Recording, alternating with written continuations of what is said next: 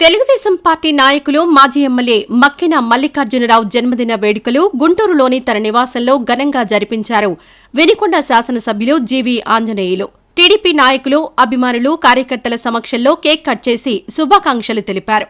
ఈ సందర్భంగా జీవీ ఆంజనేయులు మాట్లాడుతూ, మక్కిన పుట్టినరోజు గుంటూరులో తమ సమక్షంలో జరగడం చాలా ఆనందంగా ఉందన్నారు. ప్రజాసేవలో ఆయన మరిన్ని పదవులను అలంకరించాలని, అందుకు ఆయనకు ఆయురారోగ్యాలు ఆ దేవుడు ప్రసాదించాలని ఆకాంక్షించారు. మక్కినతో కలిసి చంద్రబాబు గారి నాయకత్వంలో వినుకొండ నియోజకవర్గాన్ని అభివృద్ధి చేస్తారని జీవీ చెప్పారు. ఈ కార్యక్రమంలో మహానాడు మీడియా అధినేత బోడేపూడి సుబ్బారావు, వినుకొండ నియోజకవర్గ టీడీపీ నాయకులు తదితరులు పాల్గొన్నారు.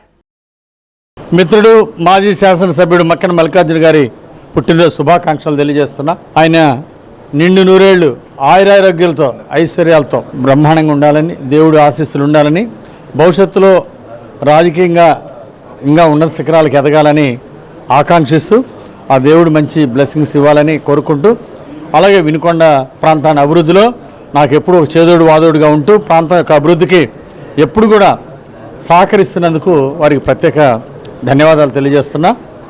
అలాగే ప్రతి సంవత్సరం ఇలాగే ఆనందంగా అందరిలో పుట్టినరోజు జరుపుకోవాలని కోరుకుంటూ, so happy birthday to Makkina.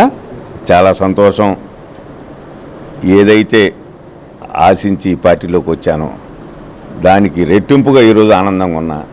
అటు చంద్రబాబు నాయుడు గారు చూస్తే కష్టపడి పనిచేస్తూ ఉన్నారు. ఈ రాష్ట్రాన్ని అన్ని రకాలుగా అభివృద్ధి చేసేదానికి రాజధాని నిర్మాణం కోసం పనిచేస్తున్నారు.